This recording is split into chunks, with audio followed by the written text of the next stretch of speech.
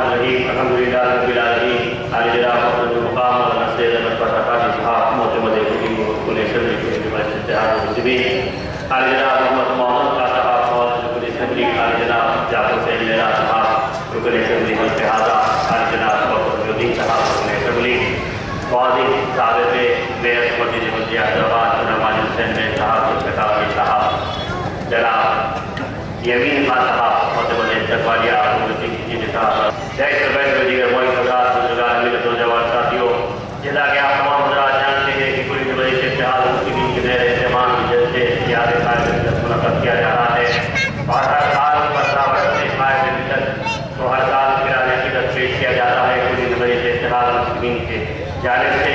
ایسی کیا بات تھی، ایسی کیا شخصیت تھی، ایسی کون سی قیادت تھی جو آج 70 برس کے بعد ملت اسلامیہ اور قیادت کو یاد کر رہی ہے اور قیادت کو خراج عقیدت پیش کرتے ہوئے فخر محسوس کر رہی ہے۔ تو پتہ چلے گا کہ ہر قوم و ملت کے اندر چلے ایسی شخصیتوں کا ظہور ہوتا ہے جو سرمایہ افتخار بن کر تاریخ کی زینت بن جاتی ہیں۔ جہاں بے شمار شخصیتوں کا جنم ہوا، وہیں انقلابات کو برپا کرنے کے لیے، تحریکوں کو منظم کرنے کے لیے، تو انہی قوم کو جگانے کے لیے ہر قوم ہر ملک کے اندر چند شخصیتوں کا جنم ہوتا ہے۔ جہاں سرحدی الیکشن کے اندر بے شمار شخصیتوں کا جنم ہوا، وہی قائد ملت نواب فاضلیات علیہ رحمہ نواب نصیب یار جن کے گھر 5 فروری 1905 کو آپ کا جنم ہوا، اور قائد ملت کی ولادت کے 7 دن کے بعد آپ کی والدہ ماجدہ کا انتقال ہو گیا۔ پھر اس کے بعد آپ کی خدا پرست خاتون نانی فتح مند خاتون صاحبہ نے آپ کی پرورش کی، تعلیم و تربیت کی، قرآن حدیث و فقہ کے درس کی تعلیم دی، انگریزی اردو فارسی اور تیلگو زبانوں پر قائد ملت کو عبور حاصل تھا۔ دینی تعلیم کے ساتھ دنیاوی تعلیم کا درس آپ کی نانی جان نے دیا۔ مسلسل 14 برس تک نانی جان کی راست تربیت کے اندر قائد ملت نے دینی و دنیاوی علوم سے آراستہ ہوئے۔ جہاں قرآن مجید سیرت النبی وہیں کلام اخبار اور تاریخ اسلام پر عبور حاصل کیا۔ جس وقت 14 برس کی عمر ہوئی تو نانی جان کا بھی انتقال ہوا، تو قائد ملت نے ایک مرتبہ کہا کہ آج جو کچھ میرے اندر ہے ان 14 برس کی نانی جان کی دی ہوئی تعلیم و تربیت کا نتیجہ ہے۔ پھر جب آپ کی عمر 18 برس کی ہوئی تو آپ کے والد محترم کا بھی انتقال ہو گیا۔ پھر آپ کی دادی جان ماں زین خاتون نے آپ کی پرورش کی، اور 18 برس کے بعد جب 21 برس کے ہوئے تو کم عمری کے اندر آپ نے انجمن مہدویہ کی صدارت پر فائز ہوئے۔ قائد ملت نے اپنے زور خطابت کے ذریعے سے ملت اسلامیہ کے اندر توحیدی قوم کو جگایا۔ دین و اسلام و قوم ملت کی سرسوری کے لیے آپ نے آواز بلند کی۔ اللہ نے قائد ملت کو ایسی زور خطابت دی تھی، وہ قائد ملت جس وقت ملت اسلامیہ کی خدمت کے لیے اٹھے اس وقت ملک کے حالات عجیب و غریب تھے۔ غیر منتظم ہندوستان کے اندر آزادی کے شعلے بھڑک رہے تھے۔ مہاتما گاندھی، پنڈت جواہر لال نہرو، سبھاش چندر بوس، مولانا ابوالکلام آزاد، علی برادران، سروجنی نائیڈو جیسے قائدین آسمان خطابت پر ابھر کر آئے تھے۔ وہی سرزمین الیکشن کے اندر امیر عثمان علی خان کی حکمرانی چل رہی تھی، بادشاہ کی حکمرانی چل رہی تھی، علماء و مشاہدین وقت کے حکمراں کی عمر دراز کے لیے دعائیں کر رہے تھے، تو شاعر ان کی شان میں قصیدے لکھ رہے تھے۔ ایسے وقت نواب زادے نوجوان خواب غفلت میں سوئے ہوئے، نرم بستروں پر ضرب لحاظ تھوڑے خواب غفلت میں سو رہے تھے، تو کہیں چیتر پتنگ اڑائے جا رہے تھے، تو کہیں شطرنج کی بازی لڑائی جا رہی تھی، تو کہیں ناچ گانوں کی محفلیں سجائی جا رہی تھی۔ ایسے وقت میں قائد ملت نے اپنے زور خطابت سے اٹھ کر مسلمانوں کو آگاہ کیا، اے مسلمانوں اٹھو اور دیکھو تم کس کے بندے ہو اور کس کی غلامی کر رہے ہو، تم کس کی امت ہو اور کس سے محبت کر رہے ہو، تم اللہ کے بندے ہو، اللہ سے محبت کرو، نبی کریم صلی اللہ علیہ وسلم کی امت ہو، نبی کریم صلی اللہ علیہ وسلم کی غلامی کرو، اور تم اٹھو اور اپنے مقصد وجود اور مقصد حیات سے پہچانو۔ قائد ملت کا زور خطابت کا یہ عالم تھا کہ جب آپ قرآن اور تفسیر اور سیرت النبی اور تاریخ اسلام بیان کرتے تو ایسے محسوس ہوتا کہ ہمارا الہی کا نزول ہو رہا ہے۔ جب اس میں رسول کی باتیں کرتے تو عاشقان رسول علماء مصطفیٰ کی آنکھوں سے آنسو نکل پڑتے۔ جب تاریخ اسلام مجاہدین و شہداء کی تاریخ بیان کرتے تو لوگ مجمع کے اندر ہونا شروع کر دیتے۔ جب ہنسی اور مذاق کر آتے تو ہزاروں فضاؤں میں گونج اٹھتے۔ ایک وقت قائد ملت 24 نومبر 1930 کو پلے گراؤنڈ میں سیرت النبی کے جلسے سے مخاطب تھے۔ وقت کے حکمران عثمان علی خان کو آپ کی زور خطابت کے بارے میں معلوم ہوا تو بنفس نفیس وقت کے بادشاہ کو خطابت سننے کے لیے آئے تو مجموعہ لاکھوں کی تعداد میں تھا۔ قائد ملت کا خطاب اپنے نبی کی شان میں بیان ہو رہا تھا۔ مجموعہ بے چین ہوا کہ کیا ان پر وقت کے خطابت کے بادشاہ کو پر کی سلام کر کر ان کا استقبال کریں، یا نبی کریم صلی اللہ علیہ وسلم کی شان میں کی جانے والی سیرت نبی کو سنیں۔ قائد ملت نے عوام کی پیشینی کو محسوس کیا اور مسکراتے ہوئے بادشاہ وقت کو مخاطب کرتے ہوئے کہا، اے محمد عرب کے تختی تاج و غلام، میں تجھ کو بتاؤں شہنشاہ کونین کی نظر میں انداز ملوکیت کیا ہے۔ سارا مجموعہ سکتے میں آ گیا کہ نوابزاد قائد ملت نے یہ کیا کہہ کر بادشاہ وقت کو مخاطب کیا۔ تمام مجموعہ پریشان ہوا، مسکراتے ہوئے میر عثمان علی خان بھی وقت کے بادشاہ ولی صفت تھے، تعلیم یافتہ تھے، نوراندیش و دانشور بادشاہ تھے، مسکراتے ہوئے دائش پر آئے اور تصدیق کر کے کہہ کے گئے نوابزادے اپنے خطاب کو جاری رکھے۔ نواب ذات الیاس علیہ رحمہ سیرت النبی کے اوپر بیان کرتے رہے اور بادشاہ وقت اپنے دانوں پر مارتے رہے، واہ کیا بولا سبحان اللہ ماشاء اللہ کہتے رہے، اور اتنا متاثر ہوئے کہ دوسرے دن آپ کو مدینہ جوتی میں خطاب کے لیے بلایا اور محمد بہادر خان کو بہادر یار جنگ کا خطاب دیا۔ قائد ملت کے خطاب عالم یہ تھا کہ جب علامہ اقبال سے ملاقات ہوئی، خواجہ حسن نظامی نے ملایا تو علامہ اقبال بہت متاثر ہوئے۔ بات کی اور گفتگو کرنے کے بعد آخری میں ہاتھ ملا کر کہا، اے قائد ملت، اے بہادر اعظم، مجھ سے وعدہ کرو کہ اپنی ساری زندگی ملت اسلامیہ کے لیے وقف کر دو گے۔ جب قائد ملت کو مہاتما گاندھی کے بارے میں مہاتما گاندھی کو معلوم ہوا تو مہاتما گاندھی سے جب ملاقات ہوئی تو مہاتما گاندھی نے کہا، میں نے سنا ہے کہ آپ مولانا آزاد سے بھی اچھی تقریر کرتے ہو۔ سروجنی نائیڈو قائد ملت کو اپنا بیٹا کہتی تھی اور آپ کی تقریر سے بہت متاثر تھی۔ جب رابندر ناتھ ٹیگور حیدرآباد اگر واپس گئے تو رابندر ناتھ ٹیگور سے کہا کہ آپ حیدرآباد گئے کیا، حیدرآباد کو دیکھا، حیدرآباد سے ملا تو کہا گیا تھا، تو کیا قائد ملت بہادر اعظم سے ملا، تو کہا نہیں ملا، تو کہا کہ آپ نے حیدرآباد کو نہیں دیکھا۔ قائد ملت کے دور خلافت کا یہ عالم تھا کہ جب دینیات کی تعلیم پر آپ نے ایک مرتبہ حیدرآباد میں تقریر کی تو جماعت اسلامی کے بانی مولانا مولوی رحمۃ اللہ علیہ سے متاثر ہوئے کہ آپ نے رسالہ دینیات کی کتاب لکھی جو آج سعودی عرب کے نصاب سلیبس کے اندر شامل ہے۔ قائد ملت کی شخصیت سے مولانا عبد الماجد دریابادی رحمۃ اللہ علیہ سے متاثر تھے، آپ کے عشق رسول عطی اللہ و عطی رسول پر کہ آپ نے وصیت کی تھی کہ میرے انتقال کے بعد قائد ملت کے لیے نماز جنازہ پڑھائے۔ خواجہ حسن نظامی نے آپ کو ابن مسعود کا خطاب دیا۔ قائد ملت کی خطابت کا یہ عالم تھا کہ محمد علی جناح قائد اعظم بہت متاثر تھے۔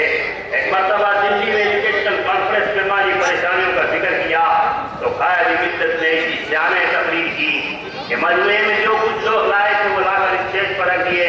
کیسی ہے تاریخ کے خواتین نے اپنے جو جسم پر زیور پہن کر آئی تھی وہ لا کر رکھ دی۔ جملہ 1.25 لاکھ کا امداد وہاں پر اس جلسے میں قائد ملت کی تقریر کی وجہ سے جمع ہوئی۔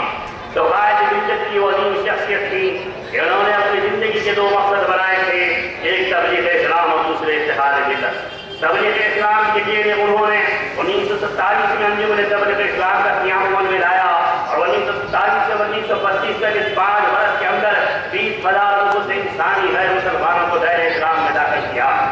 یہ یوں تو مسلمان کو کافر کہنا آسان ہے، اس میں ہے دم جو کافر کو مسلمان کر دے۔ قائد ملت نے 20,000 غیر مسلمانوں کو مسلمان کیا۔ پھر اس کے بعد تاریخ تفسیر قرآن اپنے گھر بیت المقدس پر فجر کے بعد دیا کرتے، جمعرات اور اتوار کو عثمانی یونیورسٹی کے طلباء کو تاریخ اسلام کلام سے بات کا درس دیا کرتے، نوجوانوں کو تربیت کے ذریعے تبلیغ اسلام اور اتحاد ملت کے ذریعے تیسرے مجلس اتحاد المسلمین کے صدر تھے آپ، مجلس اتحاد المسلمین کو وسط دی، 16 اضلاع کے اندر اس کو پہنچا دیا اور نوجوانوں اور کارکنان مجلس کو ہمیشہ کہا کرتے تھے کہ نیک بنو اور اپنی صفوں میں اتحاد پیدا کرو، اور فرمایا کرتے تھے کہ کم سے کم روزانہ 3 آیت قرآنی ترجمے کے ساتھ پڑھو۔ میں دیکھنا چاہتا ہوں کہ تم اپنی اللہ و اپنی رسول میں رہو، تم اللہ کی بندگی کرو، نبی کے عاشق بنو اور اقبال کے شاہین بنو اور میدان میں مرد مجاہد بنو، تم اپنے کردار و اخلاق کو سنبھالو اور ملت اسلامیہ کی خدمت کرو، کیونکہ میری دور رس نگاہیں دیکھ رہی ہے کہ آنے والے ہندوستان کے اندر مسلمانوں پر کٹھن مسائل آئیں گے، اس وقت تمہارے سامنے ایک مرکز سیاسی ایک جماعت اور سیاست ہونی چاہیے، تم اس کے لیے تیار رہو۔ یہ بات قائد ملت مسلمانوں کو کہتے رہے اور ان کو مسلمانوں کو متحد کرتے رہے۔ قائد ملت کی دور اندیشی کا یہ عالم تھا کہ محمد علی جناح سے واضح انداز میں کہا، جب مہاتما گاندھی سے ملاقات ہوئی، تفصیلی بات ہوئی تو مہاتما گاندھی بہت متاثر ہوئے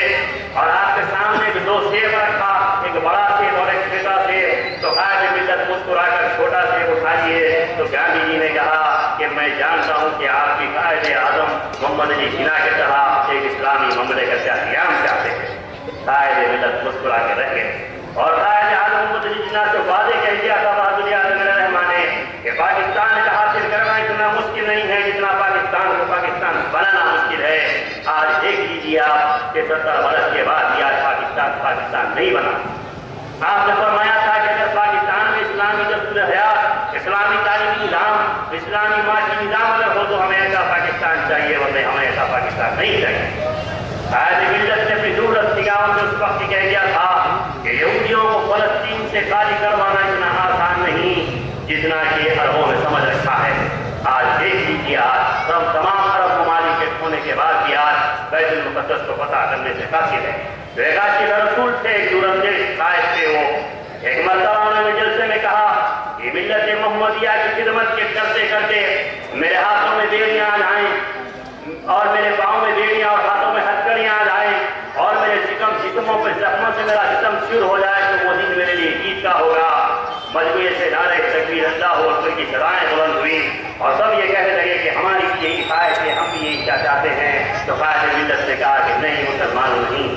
जो फैसले दूसरों की तकलीद में किए जाते हैं, जो जल्दबाजी में किए जाते हैं, वो आनी पानी होकर रह जाते हैं। अपने घरों को जाओ, अपनी बीवियों के साथ चेहरों को देखो, अपने बच्चों की मुस्कुराहट को देखो, अपनी तिजारत और मईशत की तबाही बर्बादी का तसव्वुर करो, फिर फैसला करो कि तुम्हें क्या चाहिए। मुझे वो लोग नहीं चाहिए जो सदर मिल्लत में फूल बनकर महकना चाहते हैं। मुझे वो वीर चाहिए जमीन और मिट्टी में दफन होकर अपने ऊपर फलदार दरख्त और फूल पैदा करने वाले बीज चाहिए। मुझे वो लोग चाहिए, वो खच्चर चाहिए और जमीन के नीचे, इमारत के नीचे दफन हो जाए और अपने ऊपर खड़ी इमारत की जमानत दे।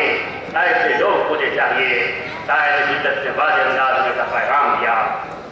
जब कायद मिल्लत की बढ़ती हुई मकबूलियत को देखकर दुश्मनाने वक्त ने मुनाफिकत करते हुए वक्त बादशाह को कहा, वक्त बादशाह में उस्मान अली खान ने एक वक्त कलाम लिखा कि सलातीनों सब सुख हो गए नजर अजल उस्मान, मुसलमानों का तेरी सल्तनत से है नशा बाकी। तो कायद मिल्लत ने कहा नहीं, सलातीनों सब सुख हो गए नजर अजल उस्मान, मुसलमानों से तेरी सल्तनत का है नशा बाकी। तो वक्त मुनाफिकों ने जाकर कहा कि बादशाह वक्त देखिए, नवाबजादे के तेवर बदल रहे हैं, वो इस्लामी ममलिकत का ऐलान कर देंगे, आपके खिलाफ अवाम को भड़का रहे हैं। तो नवाब साहब को विजारत का पेशकश किया गया कि हम आपको वजीर बनाते हैं। तो नवाब साहब ने कहा कि मैं विजारत की कुर्सी पर बैठकर ममलिकत के उमूर पर सोचने के लिए नहीं, बल्कि दर्द एक पूछा वो बाजार बनकर खुलूब की दुनिया में इनकलाब पैदा करने के लिए बर्पा किया गया हो। यही बात सालार मिल्लत भी दोहराया करते थे कि हम इख्तिदार के लालची नहीं है, हमारे हाथ दराज है, हुकूमत के गिरेबानों से खेलेंगे लेकिन अपने दामन के तार बेचने के लिए तैयार नहीं है। वही सुदूर गुजरे हैं पिछले के दशक फख्र मिल्लत सालार मिल्लत कायद मिल्लत ने जो अपने मंशूर और दस्तूर को कायम रखा और अपने बुजुर्गों की बताए हुए दस्तूर को कायम रखते हुए हुकूमत की छतियां उड़ा दी। तो कायद मिल्लत ने इनकार कर दिया। फिर उसके बाद रेसिडेंट सिकंदराबाद में आपके जलसे की इजाजत नहीं की गई, फिर आप पर जबान की पाबंदी आयत की गई, फिर आप पर नजरबंदी की गई, फिर आप महसूस किया कि आपको शहर बदल किया जाने वाला है, तो आपने खुद फैसला कर लिया कि मैं शहर बदल हो जाऊंगा। फिर फरमान जारी हुआ कि अभी आप शहर बदल न हो। कायद मिल्लत ने महसूस किया कि आपके फतावात और अल्फाज को भी वापस किया जाएगा। उसके पहले ही आपने अपने फतावा और अल्फाज को वापस करते हुए कहा, आ गए थे बर्फ की जद में समान अहले चमन, आ गए थे बर्फ की जद में तमाम अहले चमन, हमने अपना हाशिया मुकाबिल कर दिया। कायद मिल्लत ने खिताबात संसाब शागिर को भी वापस कर दिया। तारीखों का सिलसिला जारी रहा। फिर उसके बाद 25 जून 1944 को हाशिम अली खान की ड्योढ़ी पर दावत दी गई और एक साजिश के तहत कायद मिल्लत निशान उम्मत फतीह हुसैन बयान आशिक रसूल गुलाम मुस्तफा को हुक्के में जहर देकर शहीद कर दिया गया। इन्ना लिल्लाहि व इन्ना इलैहि राजिऊन। जहाँ मैसूर शेर मैसूर टीपू सुल्तान रहमतुल्लाह अलैह ने मैदान जंग में अंग्रेजों से लड़ते हुए शहादत हुसैनी हासिल की, वहीं कायद मिल्लत नवाब बहादुर आजम रहमान ने सरजमीन दशर में कायद को शहादत हसनी हासिल की। और आज नौजवानों हमें जरूरत है, ये सुदूर मजलिस इत्तेहाद मुस्लिमीन कोई मामूली जमात नहीं है। आज लोग परेशान हैं کر رہی ہے.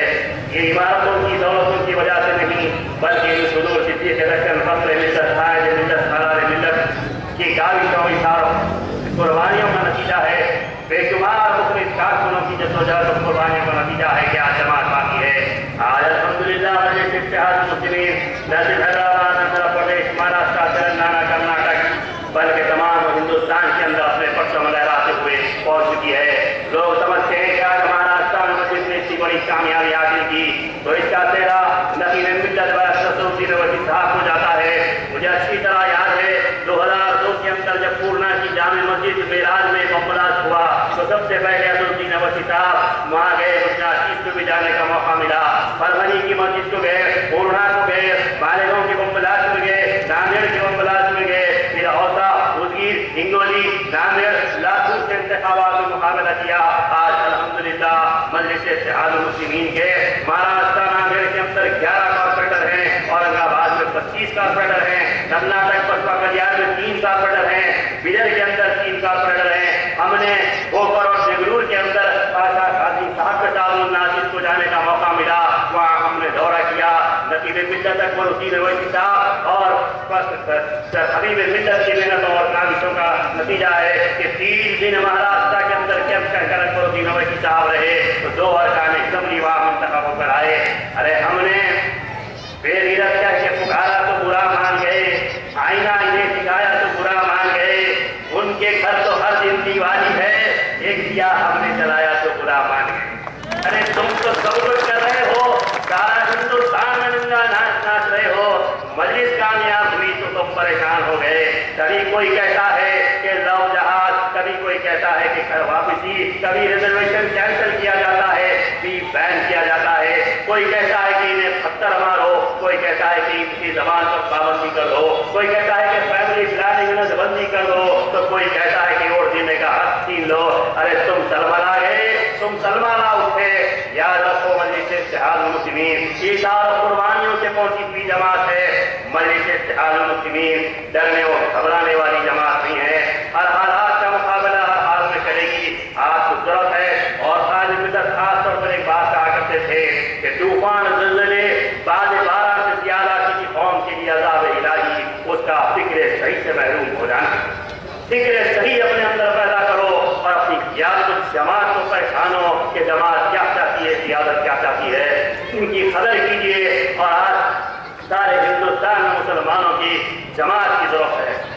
آسمان بے رنگ ہے تو بے رنگ ہی صحیح, زمین ہم پہ تنگ ہے تو تنگ ہی صحیح. ہم امن چاہتے ہیں دوستو, جنگ نہیں. اگر تم جنگ چاہتے ہو تو پھر جنگ ہی صحیح.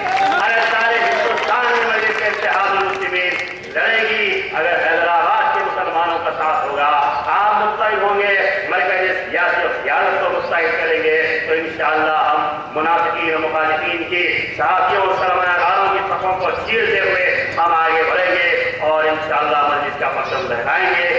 وآخر دعوانا الحمدللہ رب العالمین.